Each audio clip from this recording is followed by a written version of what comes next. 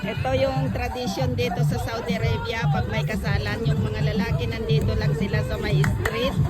Dito sa tabi ng cornice. Ayan, tignan mo sa saya-saya nila. Oh, grabe. Ayan. Tignan nyo, panoorin yung maigi. Ayan, oh, saya-saya nila. Oh. Ang sarap panoorin. Ayun. Tignan nyo. Wow, yan ang tradition nila dito para silang mga pari. Ayan, grabe, ang saya talaga. Ayan, 35 seconds lang. Ayan, oh. Ay, tapos na. Ayun, yung ikakasal, yung may bulaklak. Ayun, oh, yung may bulaklak siya. Grabe talaga. Only the flower, ha? Oh, thank you, sir.